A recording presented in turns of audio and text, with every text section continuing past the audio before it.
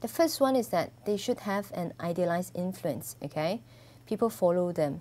Next one is that they inspire people and they motivate people to do things, okay? The third one is that intellectual stimulation. If you want to become a leader, to some extent, leaders usually have a wide variety of knowledge. They know what they are doing, they know what they are talking about, okay? The blind would always lead the blind, even though the blind cannot even lead the blind. That's the same thing. If you want someone to lead the group, you have to have a leader that knows to some extent what he or she is doing. Intellectual ability, okay? Sometimes things that you cannot see is more important than things that you can see. More often when people want to do business, they look in terms of how much money do you have? I'm going to take out 200K. You're going to take out 200K? Okay, we have 50%. What they forgot is that intellectual knowledge is also part of the resource of the business that plays a huge part, okay? What makes it so difficult to be part of the transaction is that because it is untouchable and it is you cannot see it. That's why people don't put into part of partnership. I mean, for me, if you want to be part of business, find someone, look in terms of their character, things that you cannot see and touch, okay? But no, okay? Not just look in terms of how much the money, how much the person has, how much money does the person has. That is not sufficient enough, okay? You can have a person with enough money to invest in your business, but the person is crooked enough to cheat money, and the person is crooked enough to steal projects from you and just to be two-sided, okay? Get someone who's clever, who has good characters, and I'm sure your business would prosper, okay? Try to look in that way.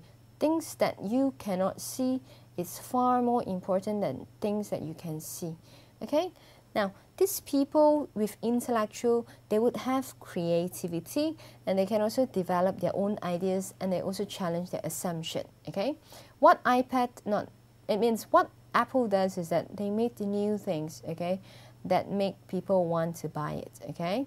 The last one that a transformational leader has is that they have an individualized consideration.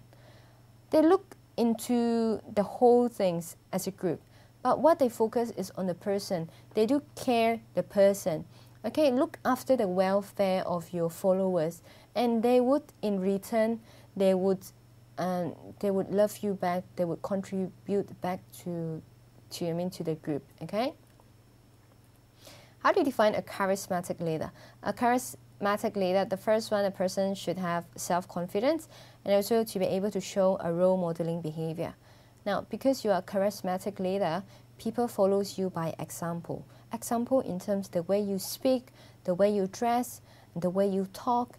Now, you have to be a role model for people to follow you. Okay?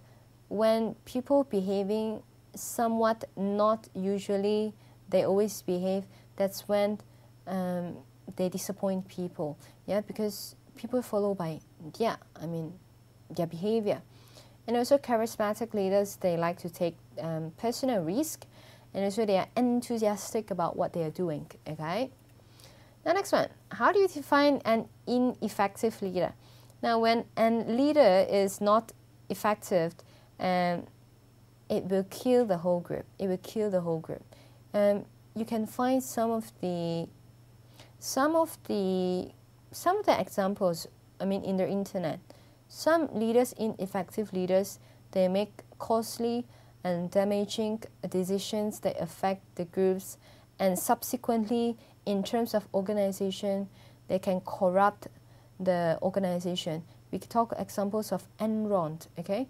Enron is one of the biggest corporations in US, which result in fraud and corruptions and so on. Okay.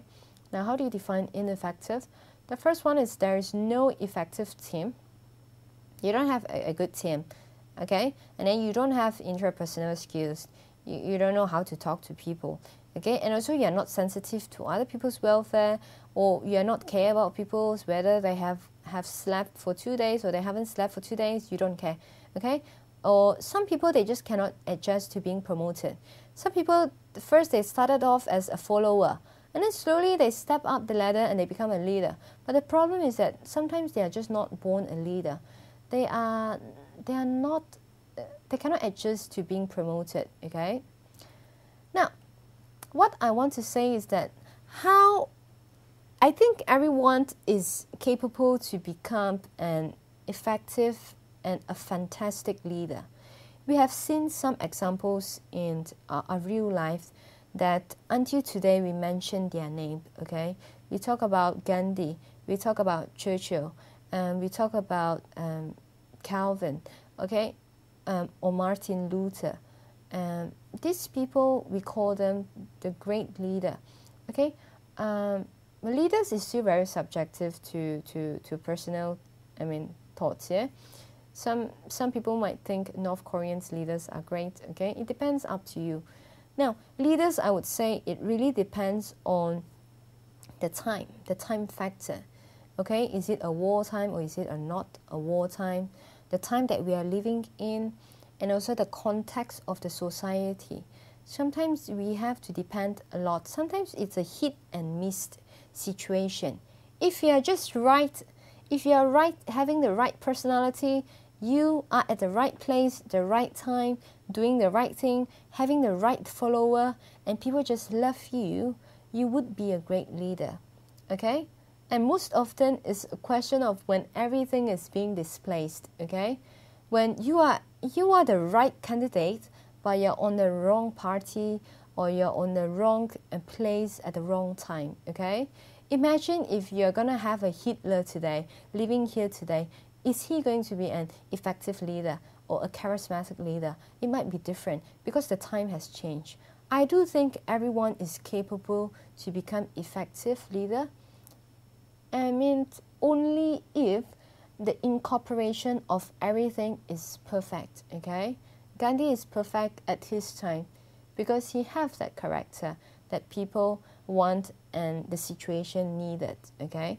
And that makes him an effective leader for that time. Now, making decisions. Beware of making decisions. Leaders usually make decisions. If you watch Donald Trump, The Apprentice, what he does is that he would have two people at his side, and then he would ask for their opinions, and then in the end he would make his decision. The kind of methods that he used, it's called consultative method, okay? Some other methods that we have is called democratic methods, meaning we go for a voting process, okay? 110 versus 93, cool, 110 won, okay, the voting process. Or we have the truth wins. The truth wins meaning